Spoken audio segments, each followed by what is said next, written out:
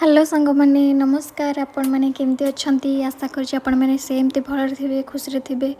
मु तो कम कर मो दिन टी आरंभ हो जाऊँगी खाली कमर कमर कमर कहीं मो बहुत ही कामिकिया पिला सत कथा। मु कौटी माने जदि कम कौटी रखिकिना बस पारि तो ये मोर कम सब सारी देकी ठाकुर को पूजा सारी देकी तो मुझे मोर भात बसई देची कहीं ना आज जेहेतु बार अच्छी बुध आज जेहेतु नॉनवेज बारी तो चिकेन तो जब हम तो मत जाऊँ चिकेन नहीं आसबि मत सतरे सांग मैंने समय नाला केत मु चिकेन खाई रोसे करी खाई पी माने 3टा बाजीगला खाई पी शोक उठला को संध्या हो तो ठाकुर को संध्या देकी माँ को संध्या देकी एबे मु ब्लॉग टी फेर आरंभ कली।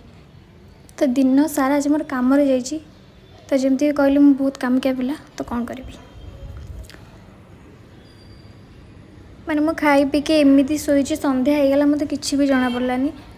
चिकेन आनिली आणिकी रोसे कला मत होगला 3टा बाजीगला 3टा बाजीगला तो खाई पी के शोक उठला संध्या बाजीगला मैंने संध्या देले तो आम फ्लोर सब संध्या दूसरी तो मुझे उठिली गड़बड़की ता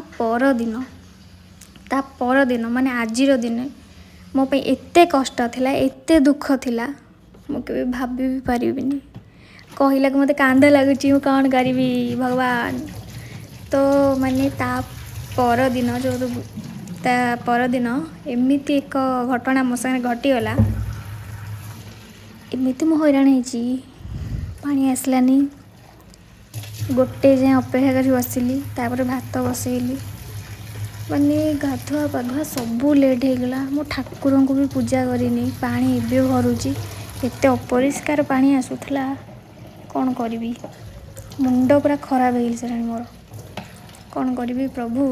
आज भी खाली तरकारी भी किसी ना खाली आलू सीझे देसी भावुँ से आलू सीझा लगे खाईदेवी एत जोर भोक लगे मत आलू सीझा हो कि जहाँ हो खाईदे कि रहीजाटा ही भल आउ तो मुझे बन पारि आसिक टाइम आसिक है 2टा बाजिला 2टा पर होगला एबे तो जमी पानी भी आस भल पा एबे टिके सफा पानी आसला कौन टांकी सफा होता कि कौन हैरान ही हैरान। एपटे देख एपटे मोर काम सब आज पड़ी रहा ड्रेस सफा करते केते सब कम पड़ी रहा एपटे देखते पिंपुड़ी ये मो मैगी पूरी रखी जरी ताको सब बोही ने तार से तो कारसाती चलुँच हे भगवान माने मो निज कथा बुझी ना पिंपुड़ी कौटी मो खाଇବା टेकी नौची मुझे कथा बुझी।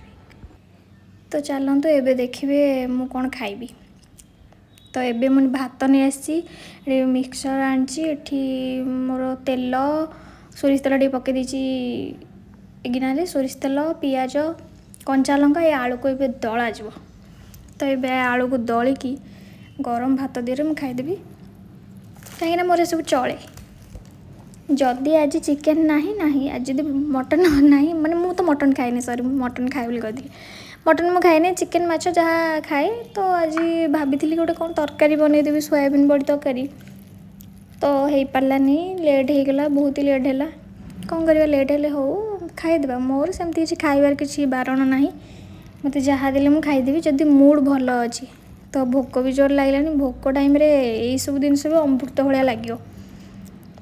तो चलतु मुझे दला दली करुचे आपण मानक देखा मैंने मो कथा भी कहीपारनी कौन कहि एत मत माने ये लगे तो एमती लंका जिते मु खाए मु पाटी मोर पड़े किंतु खाई सारा हाथटा एत जोर पड़ो जमी हाथ गुड़ा सीझीगला आंगुली संधि गुड़ा सीझीगला पूरा से भाया लगे।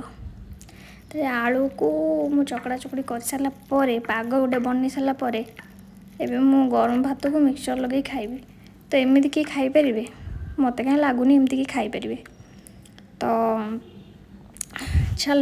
चलतु खाई ना न खाइले तो हेनी कौन कर खाया तो पड़ो आ मत कि भल लगे सतरे मत खुशी हैप्पी। तो एथर लुण पकई भूली टे लुण पकईदे आउ टे टेस्ट लगे तो एमती दला चकड़ा करते मुझे पढ़ुली स्कूल मत जो टाइम हो जाए मुझे खाली ततर होती ना टाइम जब ट्यूशन थाए दीदीर ट्यूशन थाए ना ट्यूशन थाए मत टाइम हुए जिते टाइम हुए मु कौन करे ना एमती खाईदेना पड़े जाए ମୋତେ ଭଲ ଲାଗେ ଏମିତି ଖାଇବା ପାଇଁ। ପଖାଳ ଭାତ ତ ବହୁତ ଭଲ ଲାଗେ, ଏମିତି ଗରମ ଭାତ ବି ପୁରା ଗରମ ଗରମ ବାମ୍ଫ ବାହାରିବ ଭାତରେ ବି ଏମିତି ଖାଇବେ ବଢ଼ିଆ ଲାଗିବ। ତ ଚାଲନ୍ତୁ ଆଜି ମୋର ଏମିତି ଖାଇବା ଆପଣମାନଙ୍କୁ ମୁଁ ଦେଖେଇଦେଲି। ତ ଆପଣମାନେ ତ ଆଜି ବହୁତ ଭଲ ଭଲ ଭଲ ଭଲ ଭଲ ଭଲ ଖାଇବା ଖାଇକି ରହିଥିବେ। ତ ମୋ ଖାଇବା ଏମିତି, ଖାଇବାକୁ ନିନ୍ଦିବା କଥା ନୁହେଁ, ଭଲ ହଉ କି ଖରାପ ହଉ ଖାଦ୍ୟ ହିଁ ଖାଦ୍ୟ। ତ ତ ଖାଇ ପିଇ ସାରିଲା ପରେ ମୁଁ ଏବେ ମୋର ବାସନ ସବୁ ମାଜୁଛି। ଏମିତି ଆଜି ହଇରାଣ ମୁଁ ହେଇଛି ପାଣି ପାଇଁ। ସତରେ ମୁଁ ବାଲ୍ଟିରେ ଯେଉଁ ପାଣି ରଖେନି ବାଥରୁମ୍ରେ, ମନ ବୁଝିଯାଇଛି ସତରେ। ଆଉ ଦିନେ ଏମିତି ହଇରାଣ ହେବିନି। ମାନେ ସତରେ ବାଲ୍ଟିରେ ମାନେ ପାଣିଟା ଭରିକି ରଖିବା କଥା, ବୋଟଲରେ ବି ପାଣି ଭରି ରଖିବା କଥା ଇମର୍ଜେନ୍ସି ପାଇଁ। ଯେଉଁଟାକି ମୁଁ ଏଡ଼େ ବଡ଼ ମୂର୍ଖ, ମାନେ ମୁଁ ସେସବୁ ଜିନିଷ ବି କରିବାକୁ ଭୁଲିଯାଏ। ତ ଯାହାଫଳରେ ଆଜି ମୁଁ ଭୋଗିଦେଲି ପୁରା ଭଲସେ।